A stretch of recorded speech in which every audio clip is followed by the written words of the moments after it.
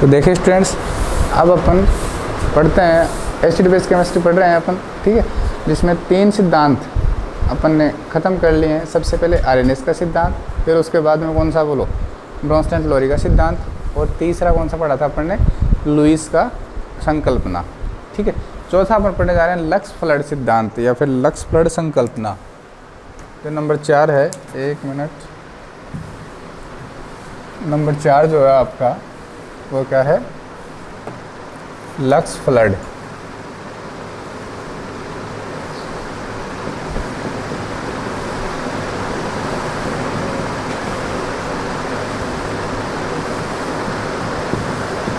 Lux flood, ठीक है भाई।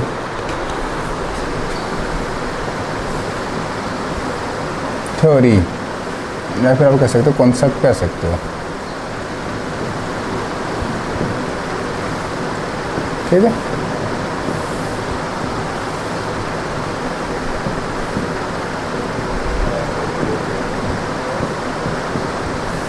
लक्स फ्लड संकल्पना,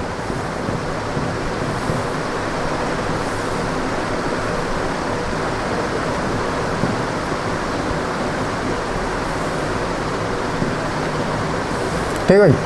देखो ये 2 साइंटिस्ट थे, 1939 में तो आए थे लक्स, 1947 में आए थे फ्लड। तो पहले लक्स ने इसको कंसेप्ट के बारे में बताया, फिर उसके बाद में जो आपके साइंटिस्ट थे फ्लड, उन्होंने इसको आगे डेवलप किया। क्या कहा सुनो, इन्होंने जो डेफिनेशन दी थी वो किसकी दी थी बताओ, मैंने पहले बता दिया आपको, ऑक्साइड आयन की दी थी। क्या किसकी दी थी, ऑक्साइड आयन की। क्या कहा था इन्होंने कि वे पदार्थ जो ऑक्साइड आयन दान करते हैं, जैसे लुईस क्षार होते थे लोन पेड़ देते थे, वैसे ही वे पदार्थ जो ऑक्साइड आयन दान करते हैं क्षार कहलाते हैं, तथा वे पदार्थ जो ऑक्साइड आयन ग्रहण करते हैं क्या कहलाते हैं, अम्ल कहलाते हैं। बस ये डेफिनेशन इनकी लिख लो, लिखो। अम्लों व क्षारों के लिए, अम्लों व क्षारों के लिए 1939 में 1939 में लक्स ने एक नियम दिया, लक्स ने एक नियम दिया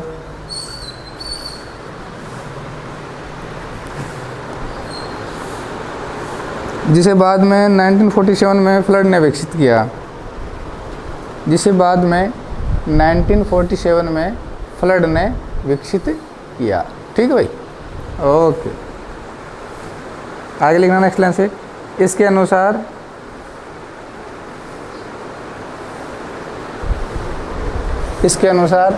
ध्यान रखना, लिखना वे पदार्थ जो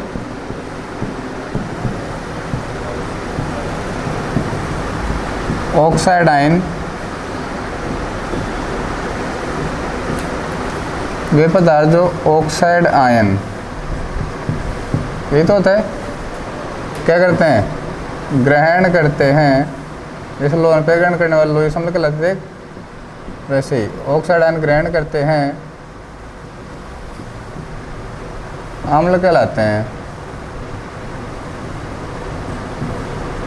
अम्ल कहलाते हैं। नेक्स्ट लाइन से, तथा वे पदार्थ जो ऑक्साइड आयन दान करते हैं, तथा वे पदार्थ जो ऑक्साइड आयन दान करते हैं क्षार कहलाते हैं, बेस कहलाते हैं। For example calcium oxide plus CO2, इन दोनों की रिएक्शन आपने करवाई तो क्या बन रहा है, कैल्शियम कार्बोनेट। तो ध्यान आप इसको देखो, ये पता लग रहा है क्या कि जो कैल्शियम ऑक्साइड है उसने अपना ऑक्साइड आयन किसको दे दिया, CO2 को दे दिया। तो जो देता है, जो ऑक्साइड आयन देता है वो बेस कहलाता है क्या। तो ये तो क्या बन गया आपका, बेस बन गया। ये क्या बन गया आपका, एसिड, क्योंकि ये ले रहा है ऑक्साइड आयन। ऐसे ही दूसरा एग्जांपल देखो आप, दूसरा एग्जांपल देखोगे इसका,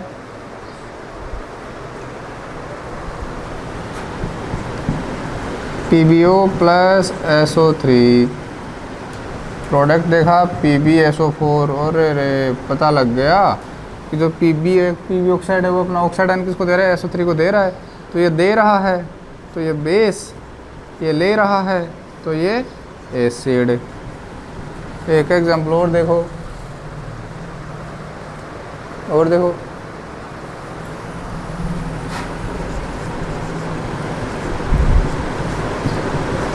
कर सकते हो।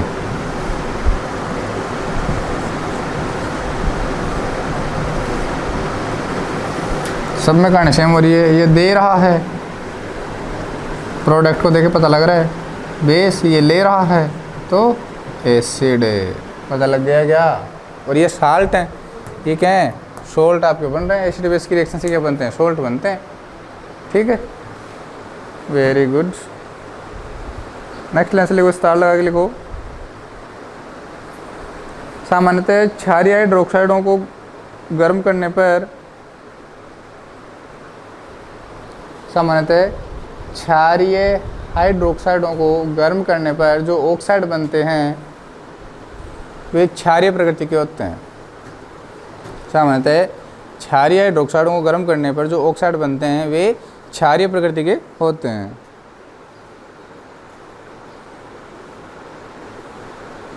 ठीक है, नेक्स्ट वन लिखो। ऑक्सी अम्लों को गर्म करने पर,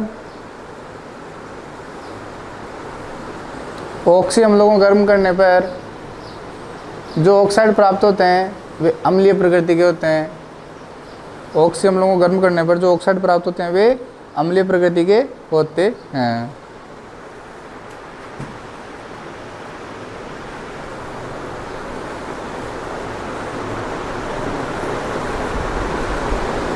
नेक्स्ट लाइन लिखो।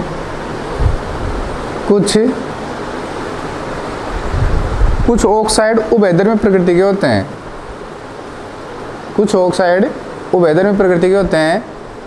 उभयधर्मी समझ गए ना?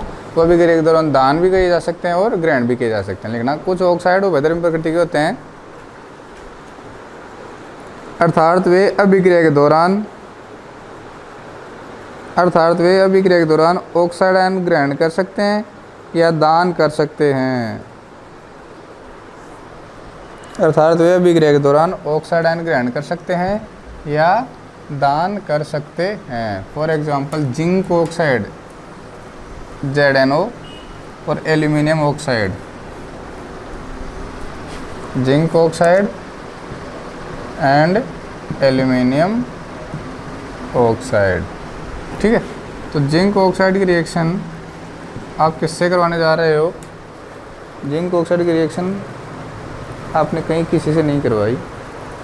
पहले तो क्या किया आपने? इसको दान करवा दिया।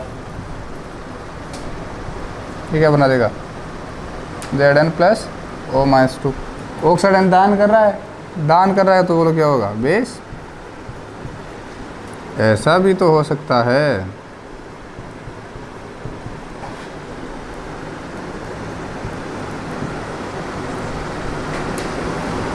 हो सकता है क्या ऐसा? देखो, आराम से देखो।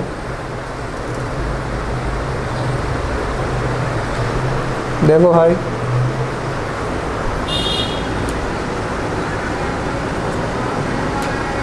बन सकता है क्या ऐसा? बन सकता है। Very good. ये तो क्या कहोगे आप? ऑक्साइड आयन दाता, ये इसकी बात कर रहे हैं।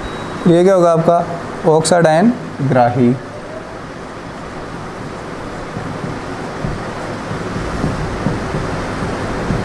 तो ये क्या होगा आपका? एसिड। वही जिंक ऑक्साइड का भी बेस की तरह बिहेव कर रहा है और वही जिंक ऑक्साइड का भी एसिड की तरह बिहेव कर रहा है। दूसरा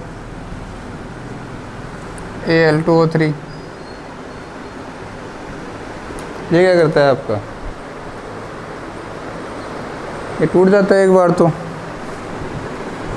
twice of Al+3 plus thrice of O-2। Oxide ion donate कर रहा है, तो ये क्या हो जाएगा? डोनेट करने वाला बेस,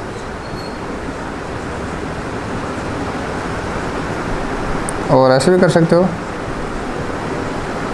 Al2O3 प्लस O-2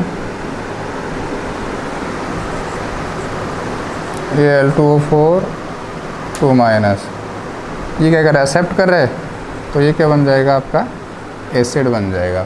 तो कुछ जो आपके ऑक्साइड्स होते हैं वो ऑक्साइड आयन को ग्राइंड भी कर सकते हैं और डोनेट भी कर सकते हैं। सॉरी,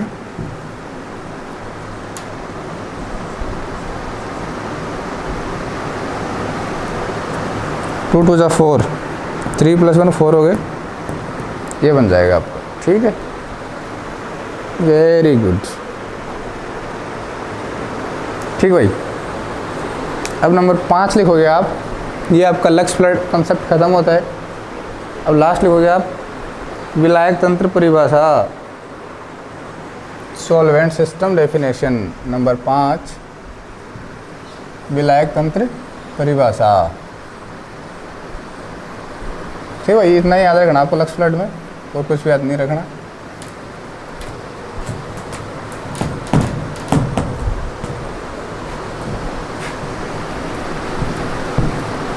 अब आगे आप लिखोगे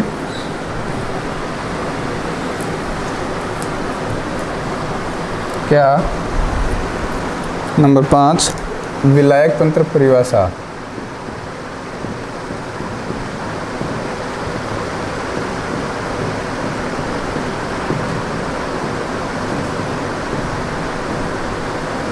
विलायक तंत्र परिभाषा, सॉल्वेंट सिस्टम डेफिनेशन।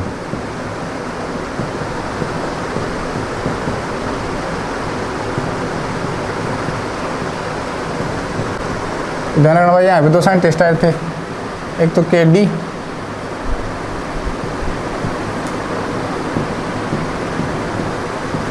ठीक है, एक आए थे ALC,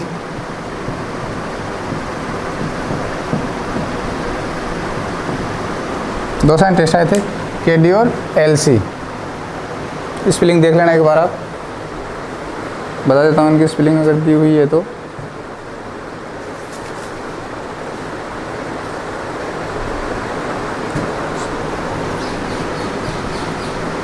सॉरी,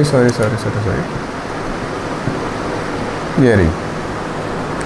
अब देखो क्या कहा इन्होंने ये कहा कि जो सोलवेंट होते हैं आपके, जो आपके सोलवेंट होते हैं वो खुद क्या करते हैं, डिसोशिएट करते हैं, अपने आप में क्या करते हैं, वो डिसोशिएट करते हैं। सोलवेंट क्या करते हैं, डिसोशिएट करते हैं, और डिसोशिएट करने के बाद में जो आपका विलयन होगा, अगर विलयन उस, देखो विलायक होता है ना, अपने आप में स्वतः आयनित होते हैं, सेल्फ आयनाइज होता है। जैसे पानी है, पानी H3O+ और OH- में डिसोशिएट कर जाता है, आयनाइज हो जाते हैं। ठीक है, तो जो सोलवेंट स्वतः आयनाइज होंगे वही इस कंसेप्ट को एक्सप्लेन करेंगे। ठीक है, ध्यान रखना। दूसरी बात उन्होंने कहा कि वे पदार्थ जो विलायक में, वे पदार्थ जो विलायक में उसके धन आयनों की सांद्रता में वृद्धि करते हैं वो अम्ल कहलाते हैं, और वे पदार्थ जो विलायक में उसके ऋण आयनों की सांद्रता में वृद्धि करते हैं क्या कहलाते हैं, क्षार कहलाते हैं। ये डेफिनेशन है इसकी। तो सबसे पहले एक साइंटिस्ट आए थे KD, बाद में कौन आए थे, LC। लिखो KD तथा LC ने, KD तथा LC ने अम्लों तथा क्षारों के लिए, KD तथा LC ने अम्लों तथा क्षारों के लिए विलायक तंत्र परिभाषा दी। अम्लों तथा क्षारों के लिए विलायक तंत्र परिभाषा दी, जिसके अनुसार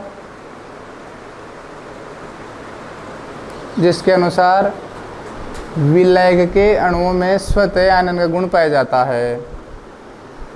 जिसके अनुसार विलायक के अणुओं में स्वतः आयनन का गुण पाया जाता है। दिख रहा है ना आपको, जिसके अनुसार विलायक के अणुओं में स्वतः आयनन का गुण पाया जाता है, एवं ये स्वतः आयनित होकर धन आयन और ऋण आयन में वियोजित हो जाते हैं। एवं ये स्वतः आयनित होकर धन आयन और ऋण आयन में वियोजित हो जाते हैं। कौन, विलायक। मैंने बताया था ना, पानी H3O+ और OH- में डिसोशिएट कर जाता है, आयनाइज हो जाते हैं।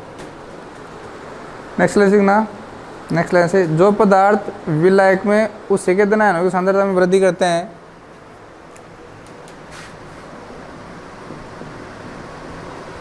जो पदार्थ विलायक में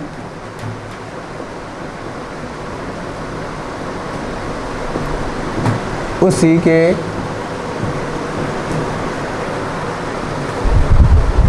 धन आयनों की सांद्रता में वृद्धि करते हैं,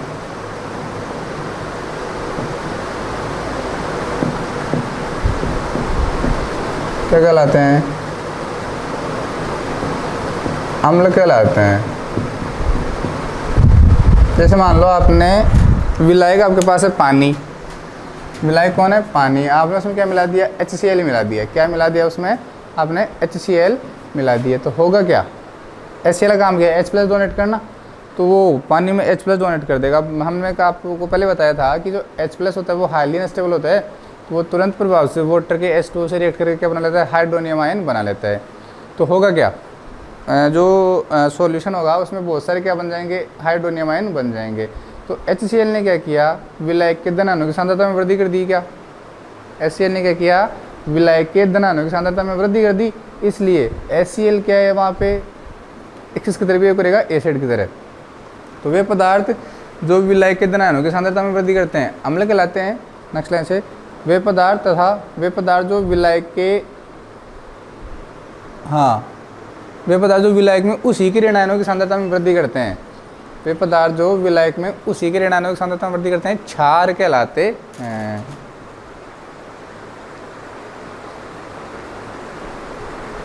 नेक्स्ट लाइन देखना, कुछ विलायक निम्न प्रकार आयनित होकर आयनों में वियोजित हो जाते हैं। कुछ विलायक निम्न प्रकार आयनित होकर आयनों में वियोजित हो जाते हैं।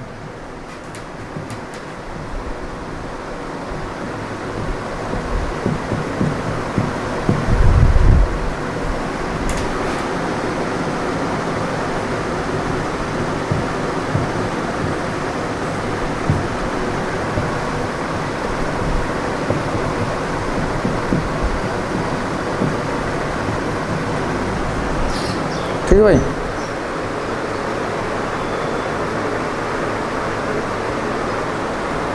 ये नहीं है,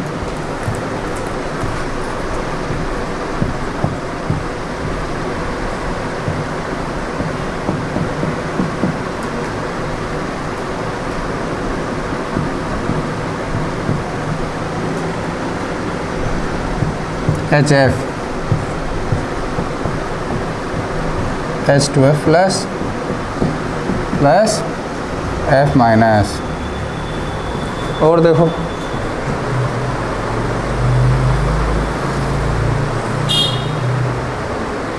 H2SO4 देख लो,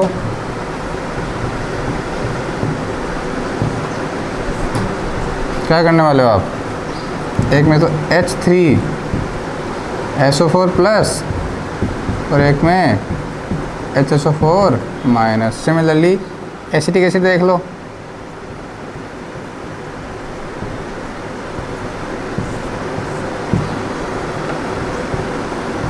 CH3COOH2 plus CH3COO minus. Ammonia वाला वो लिख लो भाई,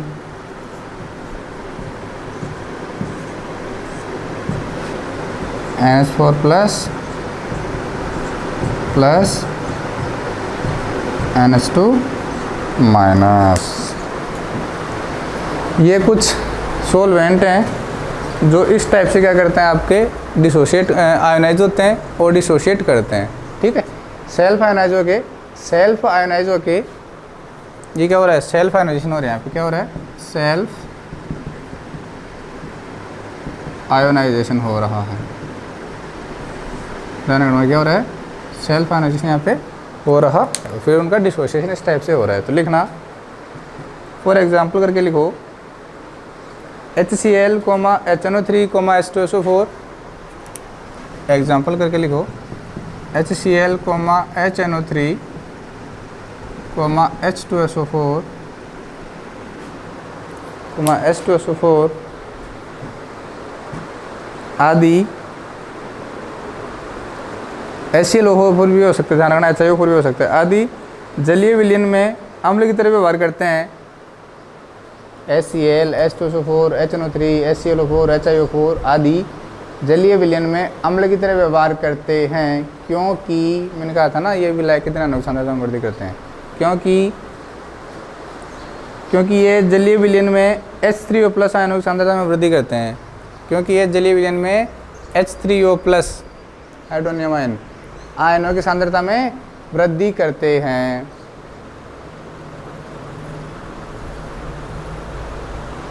इसके अलावा NaOH, KOH, calcium hydroxide,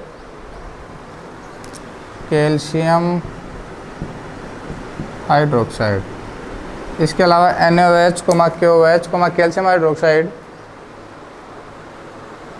calcium hydroxide जलीय विलयन में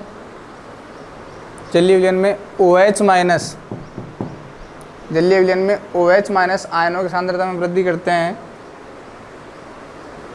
अतः क्षार की तरह व्यवहार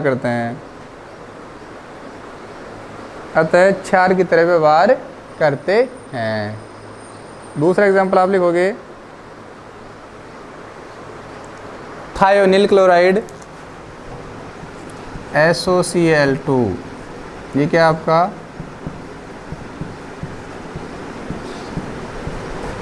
थायोनिल क्लोराइड SOCl2 लिखो। थायोनिल क्लोराइड को मैं लगाना सल्फर डाइऑक्साइड में अम्ल की तरह, ध्यान रखना SO2 में, जो SOCl2 है वो SO2 में तो अम्ल की तरह,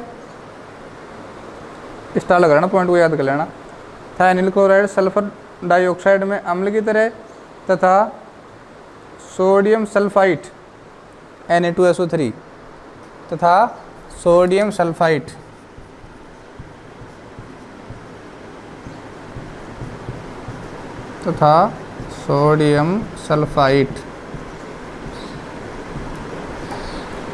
सोडियम सल्फाइड में क्षार की तरह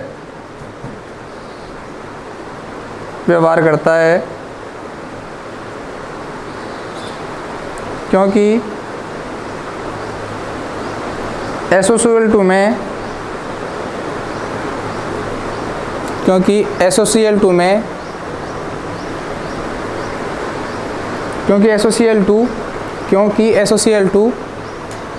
SO2 में SO+2, क्योंकि SO2 में SO+2 आयनों की सांद्रता में वृद्धि करते हैं,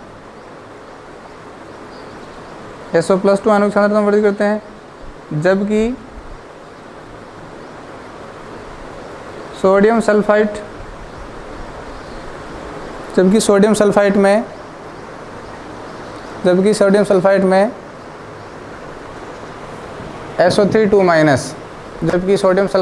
SO3 आयनों की सांद्रता में वृद्धि करते हैं।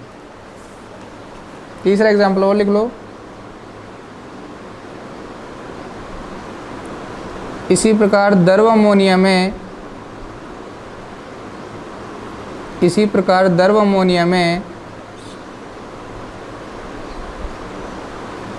NH4Cl अम्ल की तरह, NH4Cl अमोनियम क्लोराइड अम्ल की तरह, जबकि सोडामाइड NaNH2, जबकि सोडामाइड में क्षार की तरह व्यवहार करते हैं, ठीक है भाई। अब इसके लिखो सीमाएं, क्या लिखने वाले उसकी सीमाएं, लिमिटेशंस।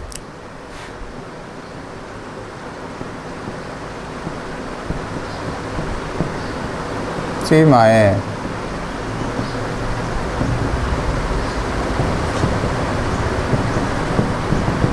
लिमिटेशंस।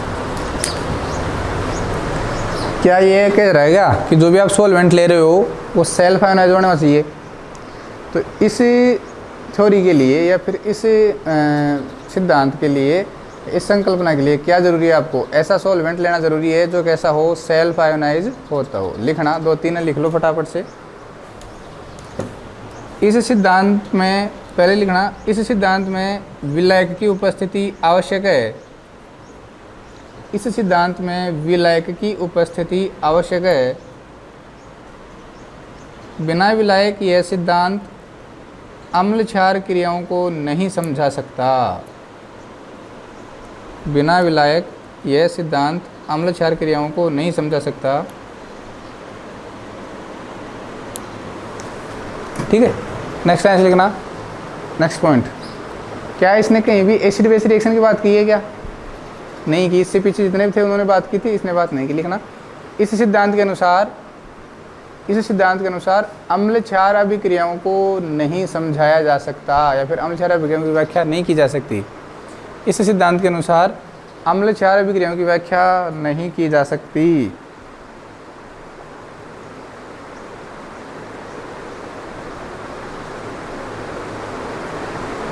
अगला, इस सिद्धांत के अनुसार अम्लों व क्षारों की प्रबलता की व्याख्या नहीं की जा सकती। इस सिद्धांत के अनुसार अम्लों व क्षारों की प्रबलता की व्याख्या नहीं की जा सकती।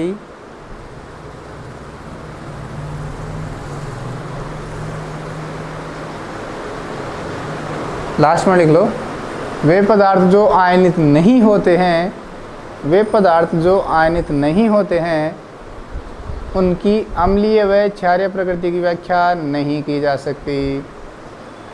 वे पदार्थ जो आयनित नहीं होते हैं उनकी अम्लीय व क्षारीय प्रकृति की व्याख्या नहीं की जा सकती। ये आपका फर्स्ट पोर्शन जो था, फर्स्ट पोर्शन कौन था? एसिड बेस कंसेप्ट, वो ख़त्म होता है। ठीक भाई, वो आपका ख़त्म होता है। अब आप हेडिंग डालोगे, नॉन एक्वस सॉल्वेंट। कौन सा हेडिंग डालोगे? Non aqueous solvent. इसका सेकंड पार्ट है। ठीक है भाई, इस यूनिट का सेकंड पार्ट है।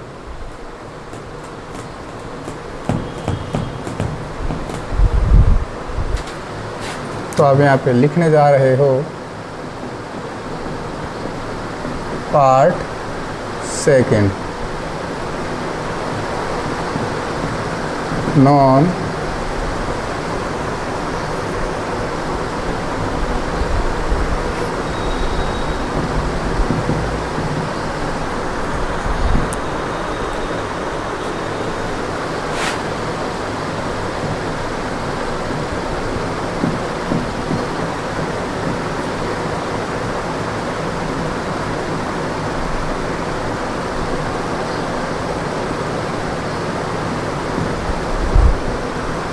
अजलीय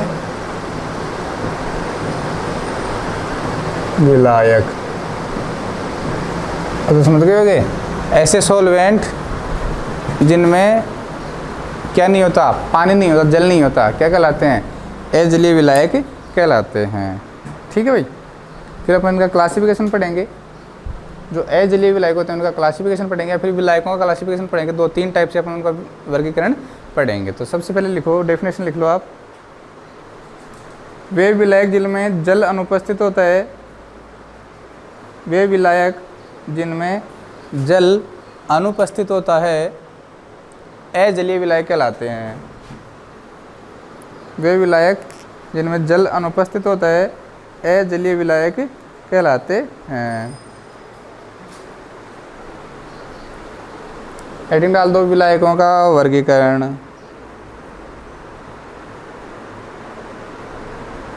हेडिंग डालोगे आप, विलायकों का वर्गीकरण, क्लासिफिकेशन ऑफ सॉल्वेंट्स, विलायकों का वर्गीकरण। पहला लिखना प्रोटॉन के प्रति व्यवहार के आधार पर। पहला लिखना प्रोटॉन के प्रति व्यवहार के आधार पर।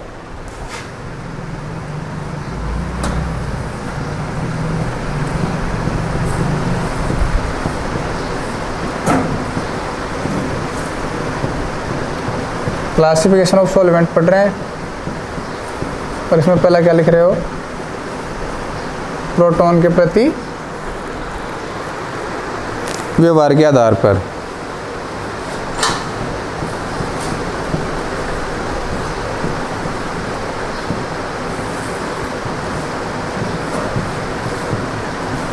प्रोटॉन के प्रति व्यवहार के आधार पर।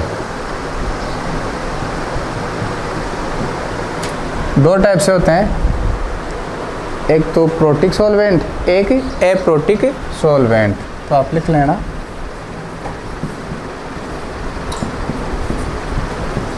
प्रोटिक सॉल्वेंट, सेकंड क्या होगा आपका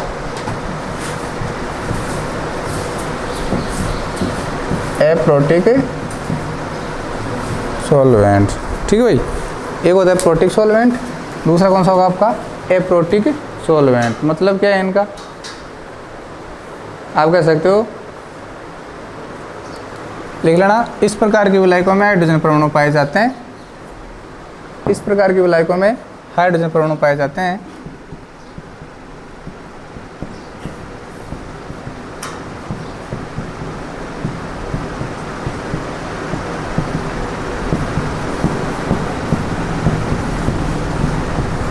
हाइड्रोजन परमाणु पाए जाते हैं,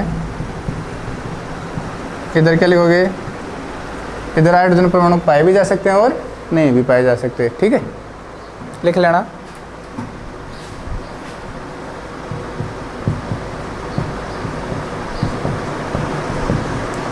इस प्रकार के विलायकों में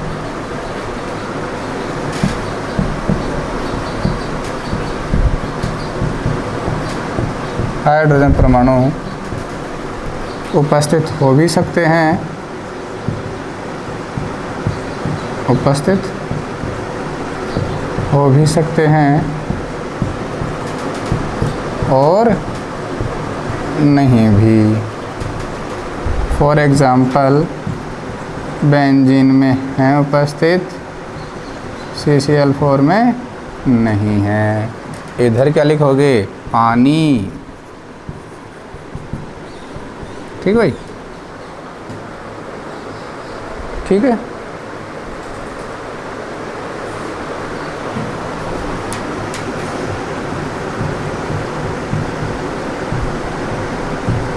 क्लोरोफॉर्म में से बहुत सारे सॉल्वेंट हैं।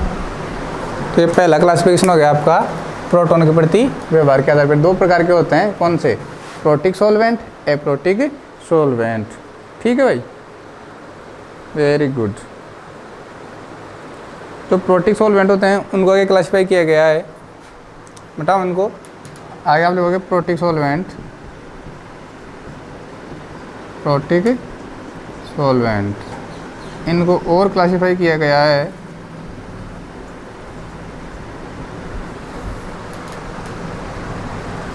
प्रोटोजेनिक, प्रोटोफिलिक, इस टाइप से। ठीक है, तो इसका जो क्लासिफिकेशन के पहला लिखो एसिडिक और प्रोटोजेनिक, एसिडिक और प्रोटोजेनिक। पहला लिखो एसिडिक या फिर प्रोटोजेनिक। दूसरा क्या लिखोगे, बेसिक और प्रोटोफिलिक। तीसरा एम्फीप्रोटिक, तीसरा होता है आपका एम्फीप्रोटिक सॉल्वेंट या फिर एम्फोटेरिक, एम्फीप्रोटिक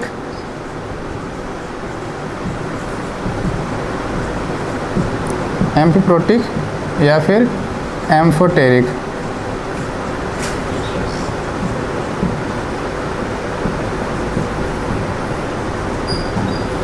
क्या कहोगे, एसिडी कौन कहोगे, जो H+ डोनेट करते हैं, इसमें लिख लेना एसिडिक में लिख लेना भाई। वे विलायक जो H+ डोनेट करते हैं, H+ आयन दान करते हैं, वे विलायक जो H+ दान करते हैं, अम्लीय या प्रोटोजेनिक,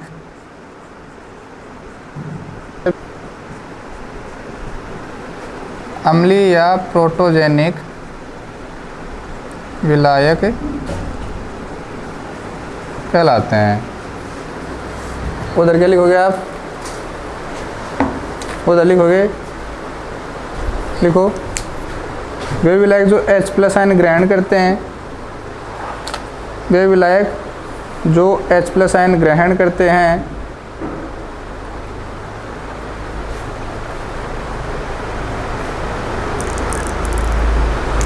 ठीक है। एग्जाम्पल लिख रहा हूँ सीधा, NH3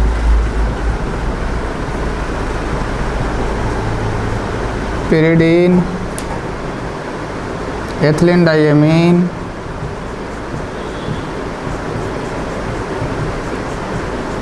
नाम लिखना है कि ये तो आपकी pyridine, ठीक है, एथिलीन डाइएमीन। और लास्ट वाला एग्जाम्पल बताओ, देख लो। वे विलायक जो H+ दान या ग्रहण करते हैं, वे विलायक जो H+ दान या ग्रहण करते हैं, दोनों काम करते हैं, पानी, एमाइड,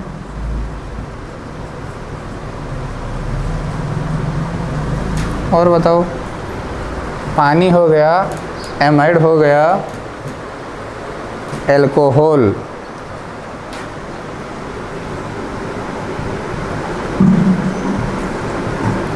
ये आपका क्लासिफिकेशन हो गया किसका?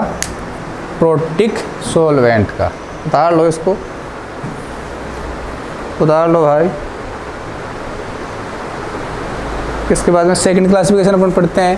पहले लिखा प्रोटॉन के प्रति व्यवहार के आधार पे, अब दूसरा क्लासिफिकेशन अपन लिखने जा रहे हैं यहाँ पे, ठीक है।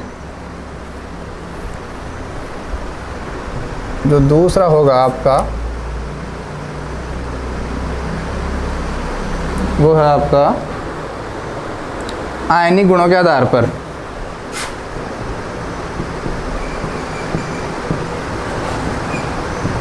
आयनिक गुणों के आधार पर, on the basis of ionising property. देखो भाई, एक तो होता है आपका आयनाइजिंग सॉल्वेंट, एक होते हैं आपके अनआयनाइजिंग सॉल्वेंट, वो जो आयनित हो जाते हैं, पर ऐसे विलायक जो आयनित नहीं होते। ये पूरा थ्योरेटिकल पोर्शन है।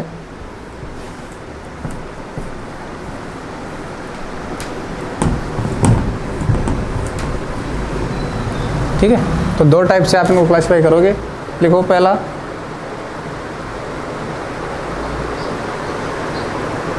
Ionising solvent,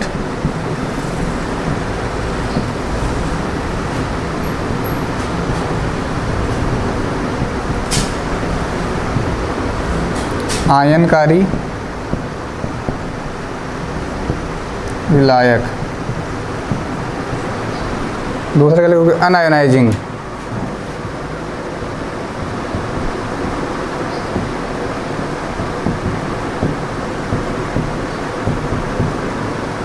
solvent.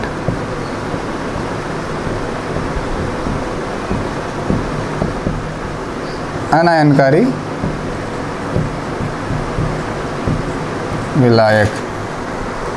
ठीक है भाई, जो आयोनाइज हो जाते हैं उनको आयोनाइजिंग सॉल्वेंट कहते हैं, और जो आयोनाइज नहीं होते उनको क्या कहते हो आप? अनआयोनाइजिंग सॉल्वेंट आप कहते हो। लिख लो, वे विलायक जो स्वतः आयनित होकर धनायन व ऋणायन बनाते हैं, वे विलायक जो स्वतः आयनित होकर धनायन व ऋणायन बनाते हैं क्या कहलाते हैं? आयोनाइजिंग सॉल्वेंट कहलाते हैं। जैसे पानी, अमोनिया और SO2, ये क्या बना रहे थे? H3O plus OH minus, NH4 plus NH2 minus, SO plus 2 SO3 minus 2, ठीक है, ये बना रहे थे। तो ये धनायन व ऋणायन, तो ये क्या कहते हो? ये ध्रुवीय प्रकृति के होते हैं। कैसे होते हैं? ध्रुवीय, क्योंकि इसमें ध्रुव बन जाते हैं, दो पोल बन जाते हैं।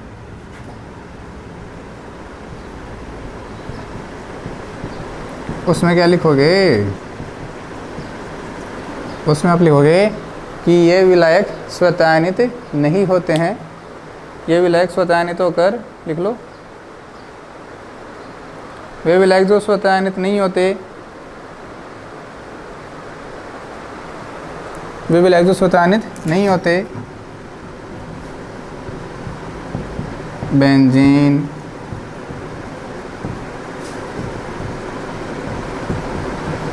CCl4,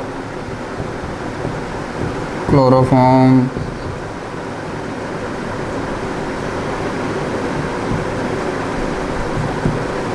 ETC। ये आपके क्लासिफिकेशन हो गए किसके, सोलवेंट के। तीसरा लिखो, तीसरा होगा जल के साथ संबंध के आधार पर।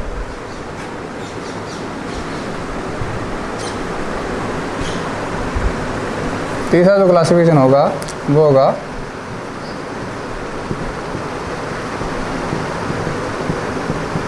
जल के साथ संबंध के आधार पे। यहाँ पे दो टाइप के होते हैं ये लिखो, एक्वस सॉल्वेंट, दूसरा नॉन एक्वस सॉल्वेंट। एक होगा जलीय विलायक, एक होगा अजलीय विलायक। ठीक है, हम लोग एक्वस सॉल्वेंट,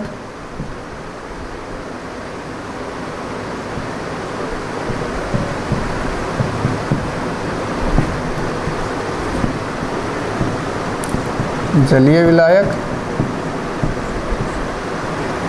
दूसरा क्या लिखोगे, नॉन एक्वस सॉल्वेंट।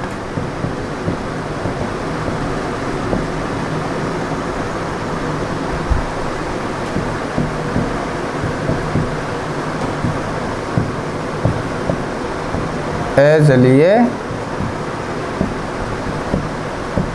विलायक।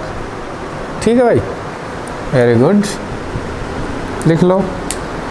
पता लग गया ना विलायक, जलीय विलायक क्या होते हैं, जलीय विलायक क्या होते हैं। फिर इनके अपन प्रॉपर्टीज़ पढ़ने हैं अपने को। सबसे इंपॉर्टेंट तो इनके गुण हैं विलायकों के, कि कौन सा विलायक अपन विलायक क्यों सेलेक्ट करते हैं। लिखना, इसमें केवल जल ही आता है, जलीय विलायक में लिखना इसमें केवल जल ही आता है। नेक्स्ट लाइन लिखना, अधिकांश अकार्बनिक अभिक्रियाओं में जल विलायक का कार्य करता है। अधिकांश अकार्बनिक अभिक्रियाओं में, इनऑर्गेनिक रिएक्शन जो होती है, इनऑर्गेनिक जो रिएक्शन होती है उनमें किसको यूज़ किया जाता है, वाटर को यूज़ किया जाता है। ऑर्गेनिक जो रिएक्शन होती है ना, उनमें आप बेंजीन को यूज़ करते हो, क्लोरोफॉर्म को यूज़ करते हो, कार्बन टेट्राक्लोराइड को यूज़ करते हो, ऐसे। ठीक है, तो अधिकांश अकार्बनिक अभिक्रियाओं में पानी को उपयोग किया जाता है, जल विलायक का कार्य करता है। उसमें लिखना अजलीय विलायक में लिखना, इसमें जल के अलावा सभी विलायक आते हैं। इसमें जल के अलावा सभी विलायक आते हैं।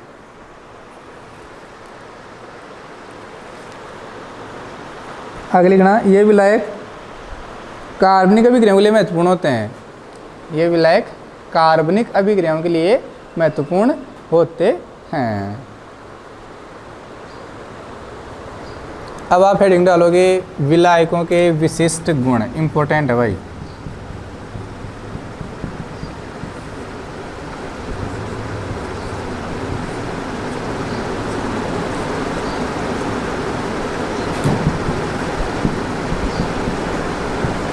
विलायकों के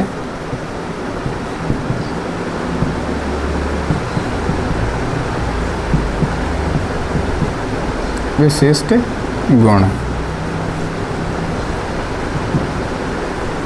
विलायकों के विशिष्ट गुण कि जो एक आपके पास सॉल्वेंट होना चाहिए, उसमें कौन कौन सी प्रॉपर्टी होनी चाहिए। पहली बात तो ये होनी चाहिए कि जो आप विलायक ले रहे हो वो किसी के साथ क्रिया नहीं करना चाहिए। सही है ना, जो विलायक आप ले रहे हो वो किसी के साथ क्रिया नहीं करना चाहिए। दूसरा ये हो कि उसकी जो बॉइलिंग पॉइंट और मेल्टिंग पॉइंट की रेंज है वो ज़्यादा होनी चाहिए। विलायक के बॉइलिंग पॉइंट और मेल्टिंग पॉइंट की रेंज क्या होनी चाहिए, ज़्यादा होनी चाहिए। अगर आपने मान लो ऐसा विलायक ले लिया जिसकी बॉइलिंग पॉइंट और मेल्टिंग पॉइंट की रेंज कम है, तो वो तो जैसे आप रिएक्शन को गर्म करोगे तो विलायक तो उड़ जाएगा, मतलब ही क्या होना चाहिए, ठीक है। तो मतलब वो पहले ही उड़ जाएगा, आपका काम सही से नहीं करवा पाएगा। तीसरी बात ये है कि उसका डाइलेक्ट्रिक कांस्टेंट जो आप कहते हो, डाइलेक्ट्रिक कांस्टेंट क्या बोलते हो, जो भी बोलते हो, तो वो ज़्यादा होना चाहिए। डाइलेक्ट्रिक कांस्टेंट का मतलब यह है, अरे कौन सा इस तरह बोलते हैं उसको, याद नहीं, परावैद्युतांक बोलते हैं डाइलेक्ट्रिक कांस्टेंट को, वो अधिक होना चाहिए। इसका मतलब यह है, इसका मतलब क्या पता है क्या है, कि जैसे आपने किसी को उसमें डिजोल्व किया पानी में या मान लो और किसी सॉल्वेंट में डिजोल्व किया, तो उसके आयनों को वो अलग अलग कर दे, उसके आयनों के बीच में दीवार खड़ी कर दे, धन आयन इधर ऋण आयन इधर, बीच में कौन, आपको वो सॉल्वेंट आ जाए। तो सॉल्वेंट का जो डाइलेक्ट्रिक कांस्टेंट जितना ज़्यादा होगा वो आयन्स को उतना ही बेटर सेपरेट करेगा।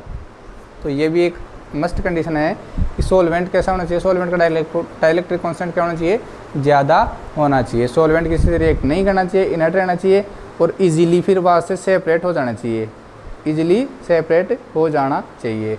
उसके मेल्टिंग पॉइंट और बॉइलिंग पॉइंट क्या होने चाहिए, हाई होने चाहिए, किसके, सॉल्वेंट के, ठीक है भाई, ठीक। इतने तो बहुत सारे, डाइपोल मोमेंट हाई होना चाहिए, सॉल्वेंट का डाइपोल मोमेंट क्या होना चाहिए, हाई होना चाहिए। तो जो पोलर रिएक्शन होती है ना, वहाँ पे अगर सॉल्वेंट आप पोलर ले रहे हो, डाइपोल मोमेंट आने का मतलब पोलर सॉल्वेंट, तो वहाँ पे रिएक्शन की स्पीड हो वो ज़्यादा होगी। और अगर आपने नॉन पोलर रिएक्शन में पोलर सॉल्वेंट यूज़ कर लिया तो वहाँ पे रिएक्शन की रेट कम हो जाएगी। देखते जाइए विलायक के विशिष्ट गुण, ठीक है। Specific property of solvent, specific property of solvent लिखो। अब मुझे बताओ, पहले एक बात बताओ, एक रिएक्शन है वो सॉलिड स्टेट में कंप्लीट हो रही है, दूसरी रिएक्शन है जो आपकी लिक्विड स्टेट में कंप्लीट हो रही है, एक्वस स्टेट में, एक्वस मीडियम में। बताओ कौन सी रिएक्शन की रेट ज़्यादा होगी, बिल्कुल सही जवाब, जो एक्वस मीडियम में रिएक्शन हो रही है उसकी रेट सॉलिड वाले से क्या होगी, ज़्यादा होगी, ठीक है। लिखो, लिख लो, एक दो पॉइंट लिख लो, पहले कॉमन ही लिख लो, फिर उसके बाद में लिख लेना पॉइंट। सामान्यतः द्रव अवस्था में अभिक्रियाएं ठोसों की तुलना में तीव्र गति से संपन्न होती है। सामान्यतः द्रव अवस्था में अभिक्रियाएं ठोसों की तुलना में तीव्र गति से संपन्न होती है। अतः अधिकांश अभिक्रियाएं द्रव अवस्था में संपन्न होती है।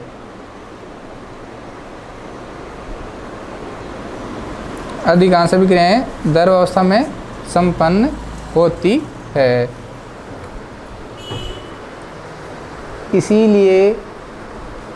इसीलिए ठोस या आयनिक पदार्थों को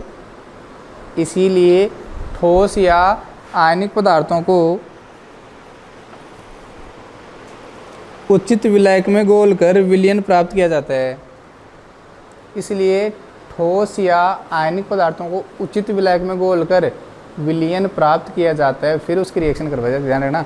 इसलिए ठोस या आयनिक पदार्थों को उचित विलायक में घोलकर विलयन प्राप्त किया जाता है।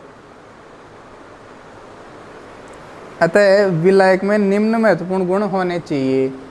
अतः विलायक में निम्न महत्वपूर्ण गुण होने चाहिए। डैश लगा दो।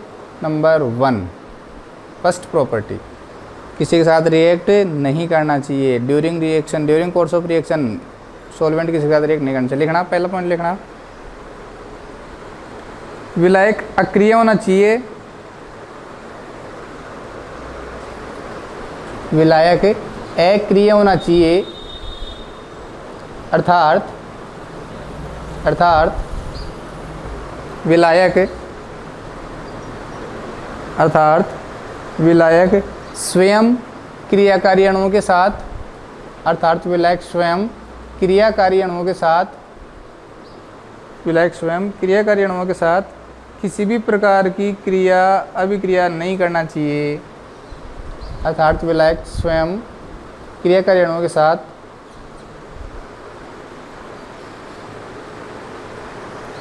साथ किसी भी प्रकार की अभिक्रिया नहीं करना चाहिए। ठीक है, दूसरा पॉइंट क्या लिखोगे?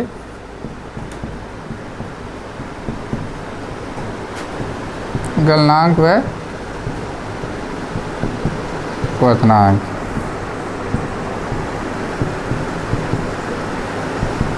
Melting point and boiling point मैंने बता दिया था क्या होना चाहिए, ज़्यादा होने चाहिए, ठीक है ना। ज़्यादा मतलब उनकी रेंज ज़्यादा होगी ना तो रिएक्शन इजीली हो जाएगी। ज़्यादातर रिएक्शन मतलब बहुत ज़्यादा टेम्परेचर पे, बहुत कम टेम्परेचर पे जो रिएक्शन होती है वो बहुत कम होती है।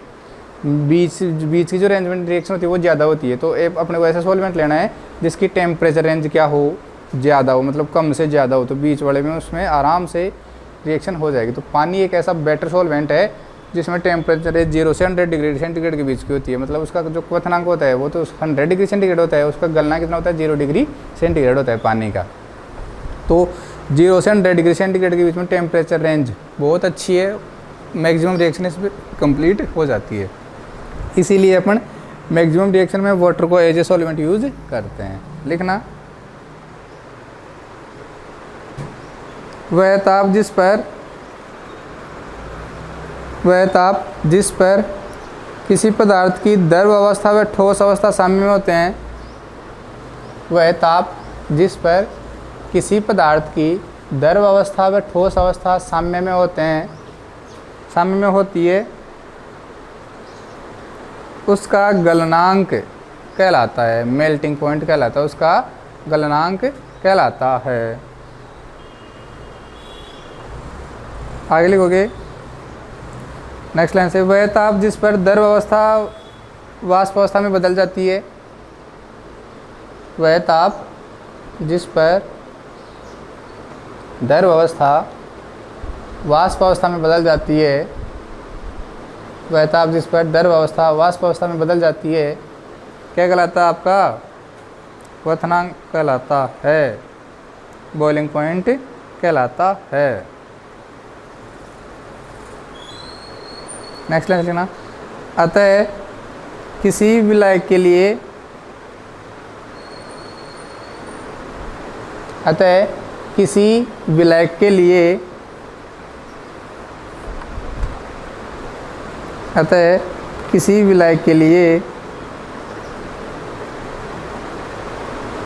गलनांक व क्वथनांक के मध्य ताप परास पर, अतः किसी विलायक के लिए गलनांक व क्वथनांक के मध्य ताप परास पर, ध्यान रखना दोनों के बीच वाले टेम्परेचर जो होते हैं उस पर, अतः गलनांक व क्वथनांक के मध्य ताप परास पर विलायक द्रव अवस्था में रह सकता है, विलायक द्रव अवस्था में रह सकता है।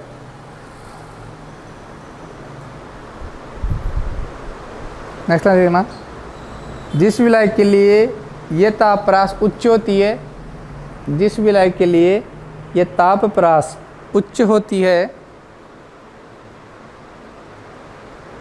जिस विलायक के लिए यह ताप परास उच्च होती है, वह अभिक्रिया संपन्न करने के लिए उतना ही अच्छा विलायक होता है, वह अभिक्रिया संपन्न करने के लिए उतना ही अच्छा विलायक होता है। बैठा दिमाग में? बहुत बढ़िया। For example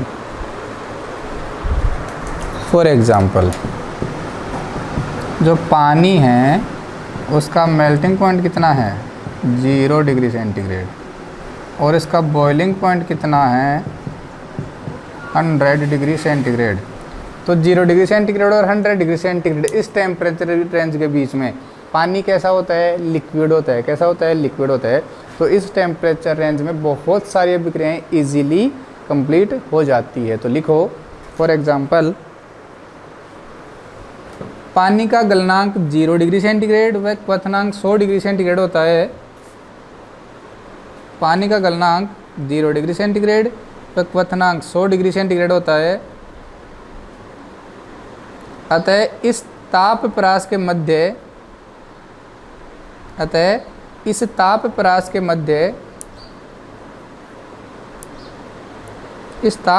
Madhya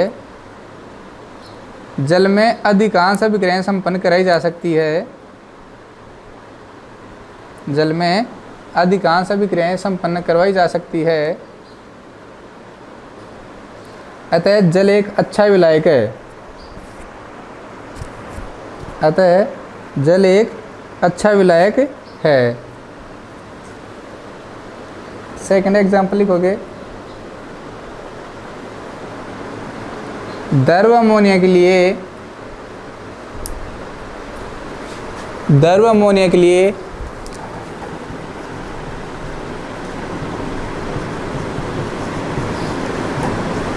liquid ammonia के लिए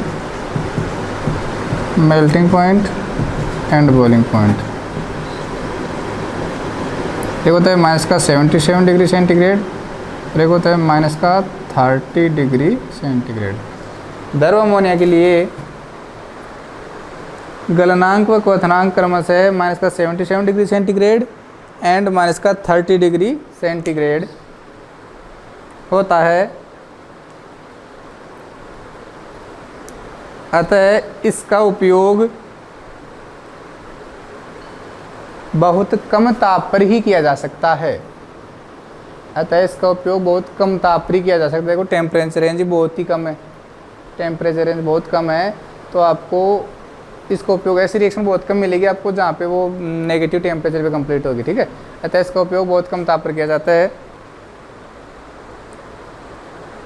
इसलिए अमोनिया कम अच्छा विलायक है,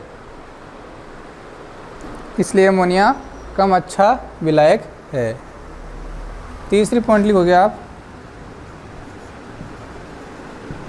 डाइलेक्ट्रिक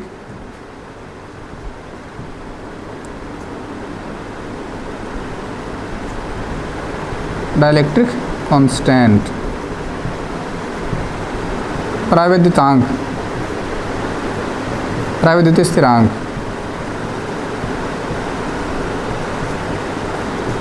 प्रावैद्युत स्थिरांक। कई बार इसको एप्सिलॉन से रिप्रेजेंट करते हैं, किससे? एप्सिलॉन से। पानी के लिए इसकी वैल्यू कितनी होती है? 80 होती है, 80 होती है। पानी के लिए कितना होता है? 80। इसकी जो वैल्यू होती है ना, पानी के लिए 80 होता है और अमोनिया के लिए बहुत ही कम होता है, शायद 22 के आसपास होता है। मैं बता दूंगा कितना होता है, लेकिन अप्रोक्सीमेट 22 के आसपास होता है, तो बहुत कम है। अब जो जितना मैंने कहा था ना, प्रावैद्युत किस तरह का मतलब है? विलायक के अणुओं को दूर दूर रखना। ठीक है, तो पानी एक बेटर सॉल्वेंट है, अमोनिया प्रावैद्युत इस तरह के आधार पर भी कम बेटर सॉल्वेंट है। तो लिख लो, मैंने जो बताया ना आपको वो याद रखनी है, बाकी बुक वाली डेफिनेशन में आपको लिखवा देता हूँ। देखो, किसी विलायक के लिए आयनों को विद्युत क्षेत्र में आकर्षित करने की सामर्थ्य को, किसी विलायक के लिए आयनों को विद्युत क्षेत्र में आकर्षित करने की सामर्थ्य को उसकी प्रावैद्युत स्थिरांक द्वारा मापते हैं। उसकी प्रावैद्युत स्थिरांक द्वारा मापते हैं।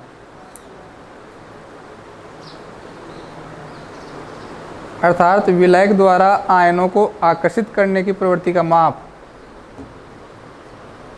अर्थात विलायक द्वारा आयनों को आकर्षित करने की प्रवृत्ति का माप, विलायक द्वारा आयनों को आकर्षित करने की प्रवृत्ति का माप प्रावैद्युत स्थिरांक कहलाता है।